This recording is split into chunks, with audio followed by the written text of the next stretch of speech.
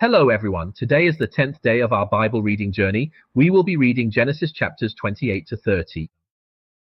So previously we saw that Isaac originally intended to give Esau the blessing of the firstborn, but because of Rebekah and Jacob's scheme, the blessing ended up going to Jacob. Of course, this was also the will of the Lord. So after Jacob received the blessing of the firstborn, he actually became very afraid that Esau would kill him, so he had to flee. At this point, Isaac called Jacob over and once again formally blessed him. This time, Isaac truly understood that it was God's will for Jacob to take on this responsibility as the heir of the promise. So how did Isaac bless Jacob this time? Let's look at chapter 28. Isaac said, "May God Almighty bless you and make you fruitful and numerous," and especially in verse 4, "May he give you and your descendants the blessing promised to Abraham, so that you may take possession of the land where you are now living as a foreigner." This is the blessing that God gave to Abraham. So it's made very clear here, Isaac is very certain that God has chosen Jacob to inherit the covenant that God made with Abraham and Isaac. So he also told Jacob, "When you take a wife, you must return to Paddan Aram, to your own land and your own people, to find a wife. Do not marry a Canaanite woman, just as Abraham arranged for Isaac to take a wife. Do you remember that?" Then at this time Jacob fled, escaping to Paddan Aram. On his way, Jacob passed by a place called Bethel. So what did Jacob see there? Jacob had a dream and saw a ladder with angels of God ascending and descending on it. And the Lord stood above the ladder and spoke to him. So here it is God. God actively appeared to Jacob to confirm that Jacob was the one chosen by God, the one to inherit this covenant, to be the descendant of Abraham. Previously, it was only the Lord who spoke to Rebekah and perhaps to Isaac, but now it is once again clearly spoken to Jacob. So what did the Lord say? He said, "I am the Lord, the God of your father Abraham and the God of Isaac. I will give you and your descendants the land on which you are lying. Your descendants will be as numerous as the dust of the earth, and all the families of the earth will be blessed through you. All nations on earth will be blessed through you and your descendants. I will also be with you." So it is very clear that this is a direct continuation of the promises God made to Abraham and to Isaac. It's exactly the same. Then God once again tells Jacob, "I am with you no matter where you go, because right now you are fleeing and you don't even know where you can go to be safe. But you must trust me. No matter where you go, I will protect you and will bring you back to this place, because this is the land I am giving to you. I will never leave you." Then, when Jacob woke up, he said, "Wow, surely the Lord is in this place." The Lord had shown him this heavenly vision. He said, "This place is not just any ordinary place. This is the house of God. This is the gate of heaven." And he named that place Bethel. So this was the first time in Jacob's life that he encountered God, the first time he experienced God's grace and received God's revelation. So at this point, what was Jacob's understanding of God? We can say that now Jacob truly knew that the God his ancestor Abraham and his father Isaac had always spoken of, Yahweh, was real. That's the first thing. Secondly, he also truly understood that this God who had made promises to Abraham and Isaac is the Almighty God. He is the Almighty God. But from Jacob's response, we can see that his understanding of God at this time was still flawed. Jacob made a vow saying, If God will be with me and watch over me on this journey I'm taking, and will give me food to eat and clothes to wear, so that I return safely to my father's house, then the Lord will be my God." What Jacob meant was something like, "Well, I know you are the true God, and I know you are very powerful. I also know that you have indeed blessed Abraham, my ancestors, my great-grandfather, and my father with such blessings." Jacob's meaning was as if he wanted to test this God as well. If you really can protect me, really let me be safe and sound, make sure I don't starve, and allow me to return, then you will be my God.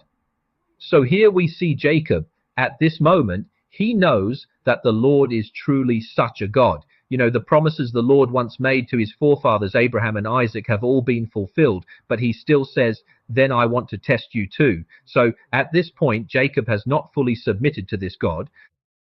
He had not yet made this God the Lord of his life.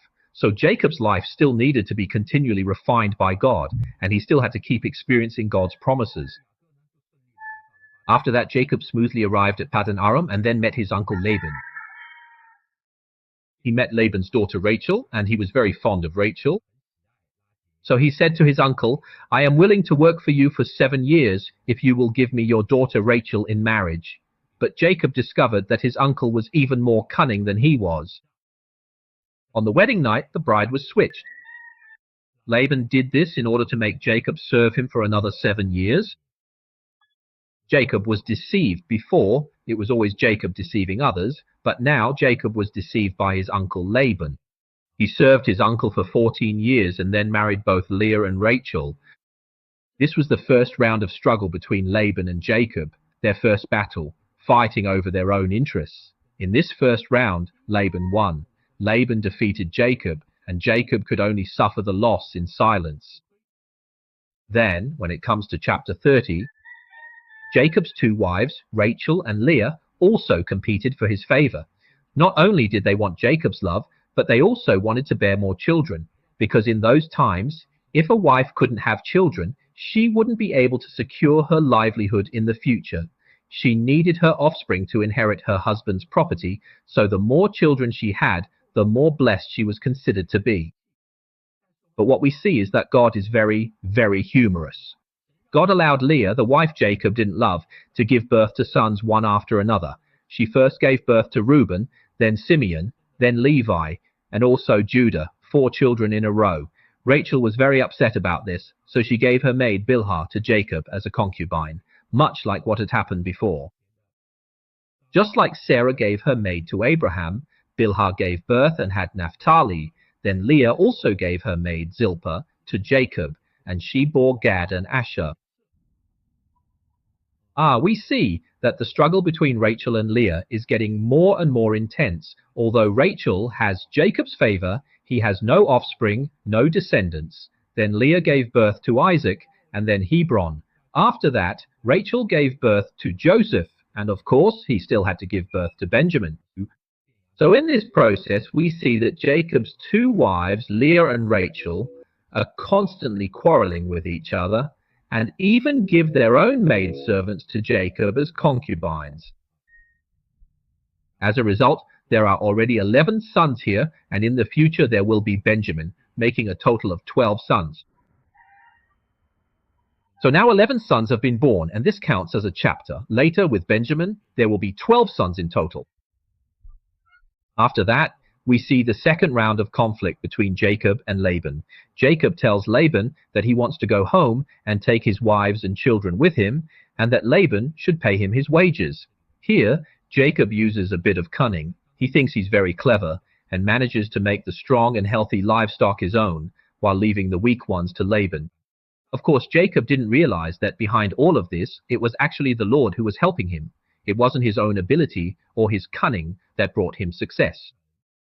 So, in this second round of conflict, it's clear that Jacob comes out on top. In chapters 29 and 30, we see 4 people involved: Laban and Jacob in their struggle, and Leah and Rachel competing for favor. In all of this, God is not mentioned. None of them mention God, because all 4 are relying on their own methods, doing whatever benefits themselves the most, fighting for what they believe is most important. Laban wants Jacob to work longer for him, to create more wealth for himself. Jacob, on his part, is trying to marry the one he loves, Rachel. Meanwhile, Leah and Rachel are competing with each other for affection, striving to have more children. So, throughout this entire narrative, it seems that God is absent. In their lives, they never even think to call upon the name of the Lord. Each person believes they can achieve their own goals by relying on their own abilities. But in reality, what is truly accomplished is not the will of man, but whose will? It is the will of God. Because God intended to give Jacob 12 descendants, 12 sons, who would become the future 12 tribes of Israel. So it is God who allowed this rivalry for affection between Leah and Rachel, including their decision to give their maidservants to Jacob as wives. In the struggles between Jacob and Laban, it was also because God was with Jacob that Jacob continued to prosper. So children, we see all kinds of big and small events happening in this world every day, and it seems like everyone is busy with something, but we must understand that the true ruler of this world is the Lord. The Lord watches over everything every day. He shows mercy to his own people and judges his enemies. All of this is to fulfill the will of the Lord. All of this is to reveal God's holy name, which is both kind and righteous. Let us give thanks to the Lord.